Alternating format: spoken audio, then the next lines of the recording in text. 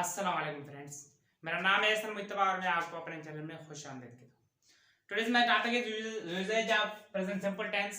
In the previous video, I have taught you about the present simple tense, and this video is about part 2 of that video.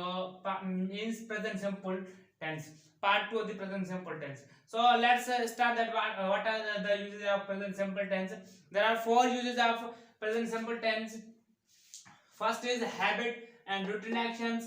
Second is permanent actions. Third is the universal facts. Fourth is state or state verbs. Means सबसे पहले क्या है कि हमें habit और routine को समझना पड़ेगा। हैबिट और रूटीन क्या है? ऐसा जुमला, ऐसा वक्त जो हम मिसाल के हमारी हैबिट हो या हम रूटीन के तौर पे कर रहे हैं जो काम, वो काम जो है प्रेजेंट सिंपल टेंस का, हम प्रेजेंट सिंपल टेंस का यूजेज है।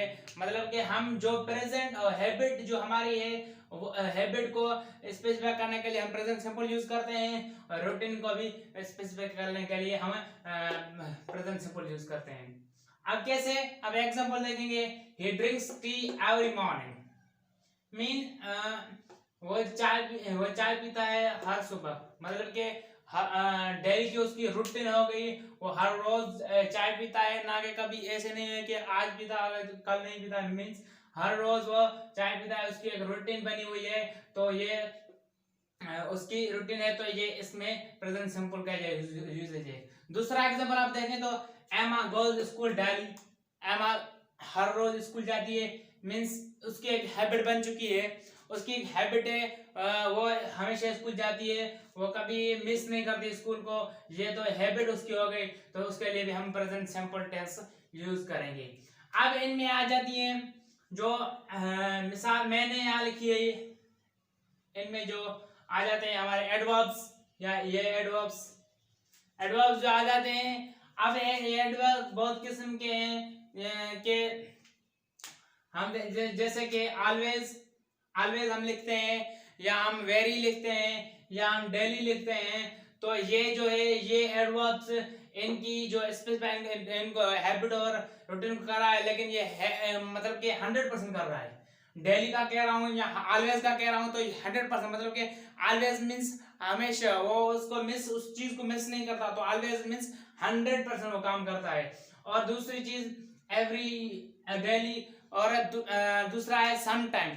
अगर मैं सम टाइम कह लूंगे he drinks tea some time means 50-50 हो गया, आधा उधर आधा उधर।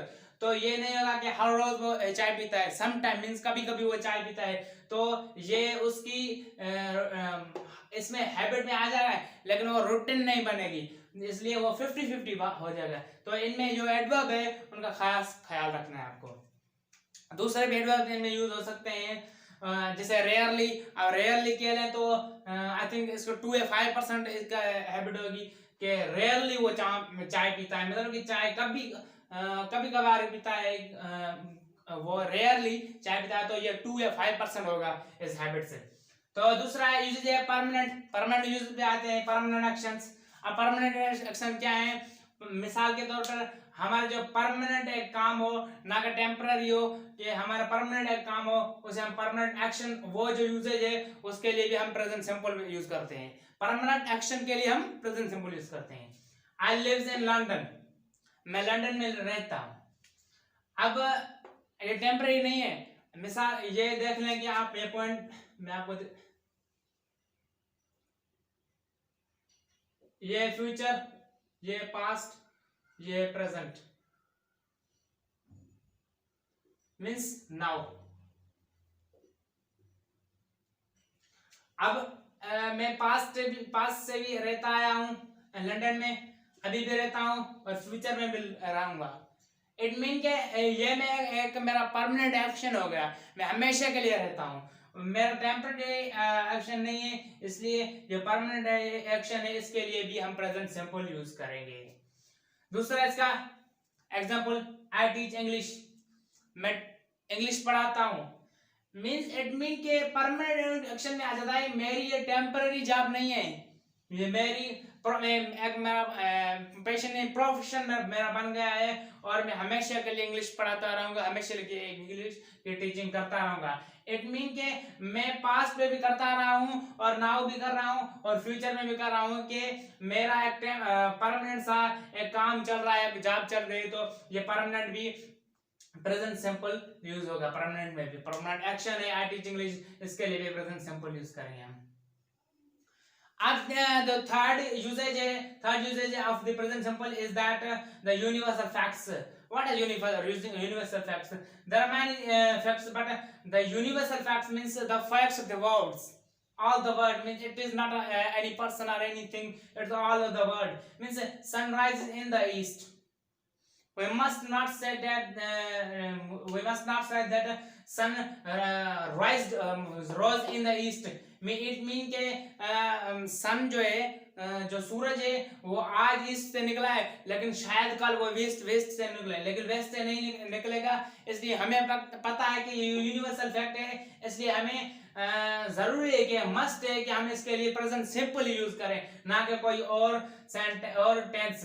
इसके लिए प्रेजेंट सिंपल यूज होगा, क्योंकि अगर सन आज राइज हो रहा है ईस्ट से, तो कल भी ईस्ट से राइज होगा और हमेशा के लिए ईस्ट से राइज होगा। हमें क्योंकि हमें पता है कि ये कभी भी किसी दूसरी साइड से राइज नहीं हो सकता, हमें से ईस्ट से ही राइज होगा। या होगा तो वेस्ट के साइड होगा, और सन राइज होगा तो ईस्ट की साइड राइज होगा। मतलब कि एक यूनिवर्सल फैक्ट है। यूनिवर्सल फैक्ट बहुत सारे हैं, तो उसके लिए भी यूनिवर्सल फैक्ट है, इसके लिए हमें प्रेजेंट सिंपल यूज करना लाजमन है।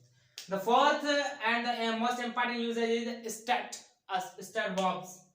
मीन कुछ वर्ब्स ऐसे होते हैं कि स्टेट वर्ब्स होते हैं और एक्शन वर्ब्स नहीं होते, उनके लिए थोड़ी हमें मुश्किलात होती है और उनके लिए थोड़ा उनको समझना थोड़ा मुश्किल बन जाता है हमारे लिए। लेकिन आइए समझते हैं कि एग्जांपल समझते हैं। I want ice cream. हमें अब आई वांट आइसक्रीम, मुझे आइसक्रीम चाहिए। हम देख लें कि अगर मैं यहां लिख लूं आई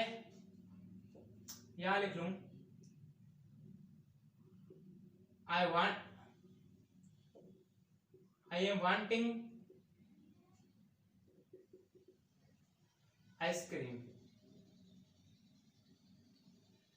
इट मीन के ये जो जुमला है ये बिल्कुल गलत है।